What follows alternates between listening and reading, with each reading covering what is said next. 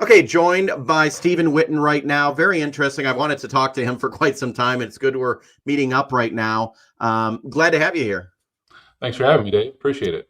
Okay, explain a little bit about who you are, the organization you're with, because it's something that's not talked about a lot, but give me a little background. So, what we're talking about today is the USA High School Clay Target League, shooting in trap, skeet, sporting clays, five stands. So, all the clay target sports or the shotgun sports. Um, right now, this is our fourth spring season, having a team, a Nouvelle Freeland team, several other teams in our area, but across the country, there's uh, almost 52,000 athletes that participate in the clay target sports. Wow.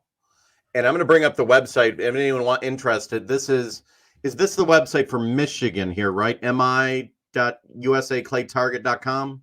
That's correct. Okay. So if anyone has any interest, I'll put the link in the video.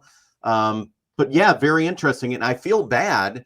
Like you said, I worked in the mainstream media and we didn't talk a lot about the positivity and things like this. And we really should have. And you used one word, you said athlete. And that's really what it is because there is a lot of skill involved. There is, Dave, and it's such a great sport in the sense that any student can do it. You have a handicapped student; they can shoot through adaptive capabilities. Coaches can help them through that. Female shooters, male shooters, smaller statue kids, larger kids. It doesn't matter. And really, the only thing that they're capped with, as far as their ability or their talent, is going to be the amount of effort and time that they want to put into to practice. And so explain there, and I'll bring up a map here. I think having the state of Michigan, people might be surprised. I'll bring up the map that this is very popular. And you may not hear a lot about in the television or the newspaper, but each one of those dots, that's a team, right? Right. There's 126 teams this season in Michigan. Right here in our region, in the Great Lakes Bay region, we've got 8 teams scattered around. So, most kids, it's accessible for most kids to be able to find a team that they want to if they want to participate. And Okay. if not, the league has a lot of resources to help them start their own team. We worked on it as a school collectively. Some people that were interested, primarily my son and some of his friends. Our first year, it took a half to get the ball rolling. We had 9 members that first year on our team, and we've grown to this year. In 4 short seasons later, we have 32 shooters. Wow. Does someone have to have experience, or do they just have to have an interest? What's the background? If someone, if I'm a parent watching this or a student, like, well, I really don't know how to do this or that. Do you need to be experienced before coming to you and say, hey, I'd like to be a part of it? Actually, we have them coming from all different backgrounds. Some are avid hunters. They've been out. They've been outdoors. They've gone through the DNR hunter safety program, whatever that might be. And some are fresh. I've never handled a firearm before. I've Wow. never shot a clay target. So it really doesn't matter. Really, the only thing limiting factor is going to be, what type of effort they want to put in. Are they coachable? Will they listen to instruction? And that's the promise we make to everybody, regardless of where they're coming from. If you come out and you practice, you listen to instruction, you take the advice and implement that, your scores will improve. Question, and I'm assuming it's true with you. Several different sports, karate, baseball, football, basketball, whatever it might be, they all instill maybe somewhat of a different thing, teamwork. It makes most people, a better person. Sure. What does this sport do? The firearms, does it? What have you seen with people who have, graduated and gone through in their life? What does it do to someone? I think it does. It forces a sense of responsibility. Number one, you're dealing with a firearm, right? So the tenets there with the league are safety first, fun, and then marksmanship. Yeah. So obviously the safety part is very serious. It's been injury free since the league has been formed, and Wow. we don't want to change that. Yeah. Also concentration. As a shooter myself, when you step up to the line to shoot your targets, if you've had a bad day or something's going on at home or something's going on at school or whatever, and you start to think about that, your performance is going to suffer. So it forces you to just kind of zone in, focus on what you're doing with the immediate task at hand, which is break that target. And so I think that's therapeutic in a sense as well. It allows kind of just to clean slate when you're done shooting. Then you can go back to focus on the day's realities. That itself right there, something for myself. I know I can. I'm OCD at times, but teaching someone, I mean, you're like a psychologist in a way, because that's not easy to get someone in that mode of, letting it go. I know I've talked to many law enforcement officers before, and that's part of their training, as to they have to put it all out of their head, like emotion and what's happening, to just focus on the mission, the safety, the responsibility. So it sounds like that's teaching something extremely important, a life skill. Yeah, absolutely. And the other thing too is firearm safety. Yeah. Right. Sometimes parents, will approach the information meeting that we have at the beginning of the season and say, we don't have any firearms in the home. We haven't been around firearms. I'm a little concerned with that aspect of it. First of all, they don't have to have a firearm to participate. We will loan them one. It will stay at the club or stay in my possession. They won't be taking it home. But secondly, they're going to learn firearm safety. They have to go through either a DNR hunter safety program or take the league approved safety program first before they can compete.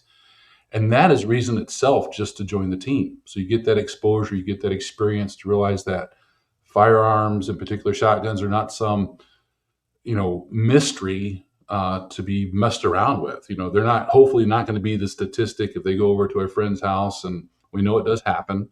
Somebody hasn't been responsible and locked their firearm up or whatever it might be, and there's an accident that happens. These kids that have been through the program, highly unlikely that it's going to be the situation because they know to respect the firearm.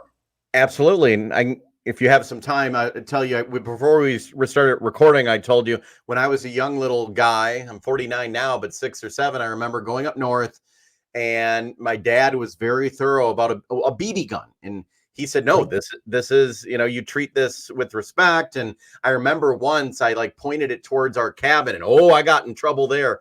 So I learned quickly to respect, but also I learned about it. I learned how it worked and the safety behind it. And I think growing up, I was put in situations actually where I was over a friend's house and there was a firearm or something. And I knew, okay, don't touch it. It's be respectful. And I've covered as a reporter too many cases where children do pick up a firearm or something, and it comes out later they had no knowledge. The family never even talked about it. So you're talking about something that is good for society, because educating someone is always better than just not talking about it or not dealing with it, right? It's always good to have more knowledge. Right. At least you make an informed decision then whether you want your child that's participating on the team to then bring a firearm or shotgun into the home, or you lock it up and you keep it there and they bring it out for practice, or you don't, and you allow them to continue to borrow one from the coach or from the club that they're shooting at. We have kids that have gone both routes. Some of them now have multiple shotguns for multiple disciplines, whether they shoot sporting clays or skeet or trap. And we have others that, hey, I'm getting ready to graduate and I've borrowed a shotgun for the last 3 years, and that's fine, but they still know how to respect that firearm. Is there a season, with baseball, you have a season from this to this? Do you go year round, or how does this work? Since I'm learning, I may ask a stupid question, but how does it work? No, that's great question, Dave. So there's actually 2 seasons. There's a fall season, which is a truncated version. There's 5 weeks of competition. There's like a week or 2 of practice before the competition starts, and there's 5 weeks of competition, and then you're done. And it's done all virtually. So the scores are uploaded every week by the coaches, and then the league's ranking system, produces the results. Okay. Then there's the spring season, which is what we consider kind of the primary season. We have 3 or 4 weeks of practice beforehand, then 5 weeks of competition, and then there's a couple weeks more practice, and then we have the state tournament, which is coming up this weekend for us, and then we have the national tournament, which is in the middle part of July. So that's why we consider it the primary season, because there's postseason competition there. So I'm assuming different age groups, or no? It's the same age groups, but it's based on the state tournaments anyway, are based on their ability during the regular season. So there's three categories. There's a novice shooter, there's a junior varsity shooter, and there's a varsity shooter. The varsity shooters, I think that the average is 21 plus.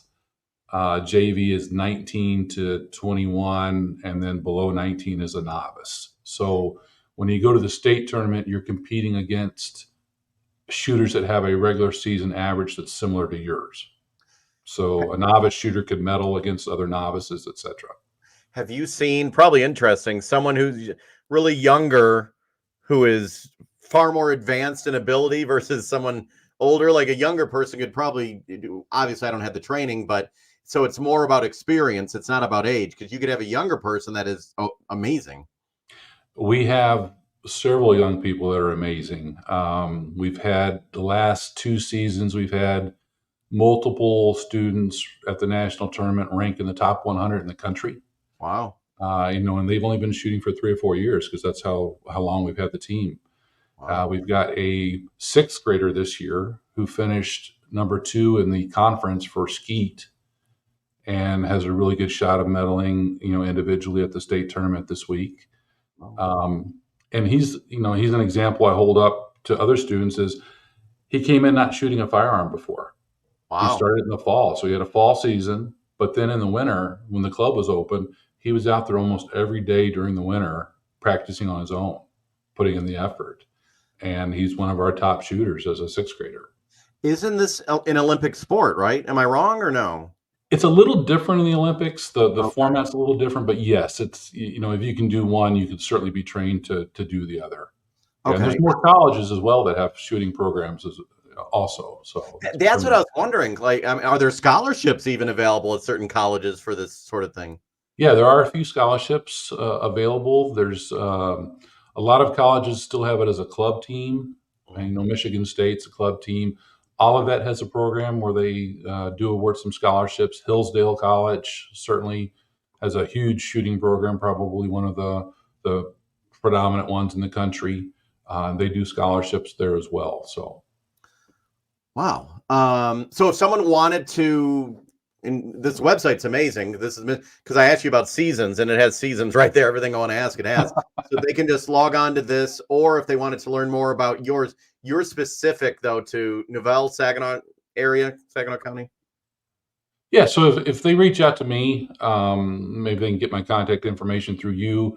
Okay. They can also go join our Facebook group. It's private right now, but if they can send me a message, they can find me on Facebook, send me a message. Okay. Happy to talk to them about, our team. Happy to put them in touch with any of the coaches from the other teams in the area. We all kind of, we all cooperate, work together.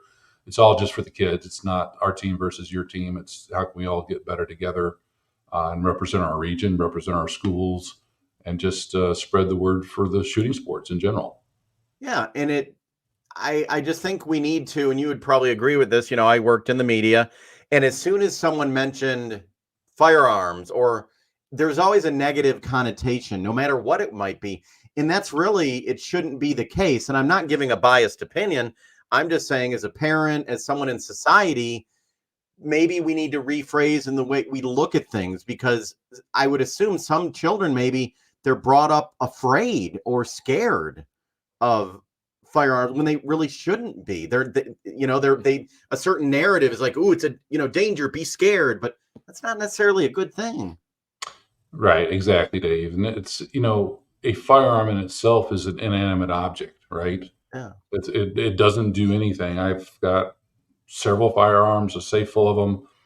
None of them have ever been pointed themselves at anybody. None of them have ever fired themselves. Yeah. So it's an inanimate object. It depends on how we use it. If it's used for sport, fun, recreation, that type of thing. Defense obviously is an appropriate application as well if needed. And that's one of the things too in our training. As an NRA instructor, as well as a league instructor and coach, it is a firearm. It's not a weapon, because unfortunately in the mainstream media it can be considered a weapon, but a weapon implies some type of intent to do something, whether that's a defensive weapon or an offensive weapon. But it's just a firearm, and we're all about firearm safety and instruction. And I'm glad you say that because, like I said, I worked in the media for 25 years. I was surrounded by people using the word weapon. I've used it and I shouldn't have. And I'm learning so much now, like interviewing someone like yourself, that I wasn't able to learn. And I feel bad. I regret a lot of what I've done. But yeah, things need to change. But you said, and this will be one of the last questions, it's growing though. Are you optimistic? You're seeing a big growth in children, parents wanting to be a part of what you're doing. That's a good thing? We are, and across the country, the league last year versus this year. This year, we have about 10% more teams Wow. than we had last year. Our personal team has grown about 50% every year in the number of students. So I started with 9, and we're up to 32 in our 4th season. So yeah, it is just becoming a mainstream, more popular sport.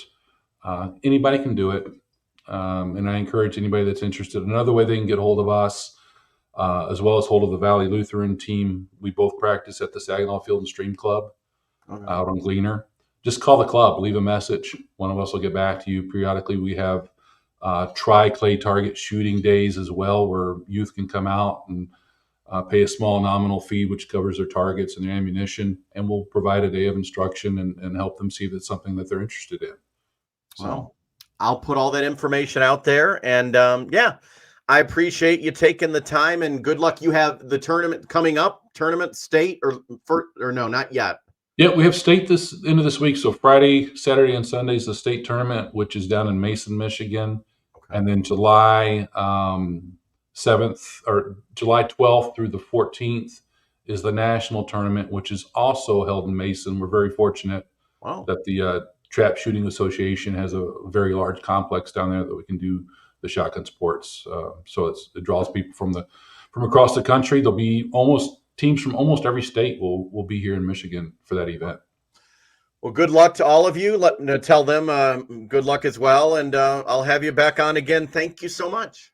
Hey, Dave, thanks for the time. Appreciate it. Take Okay. care Thank now. you.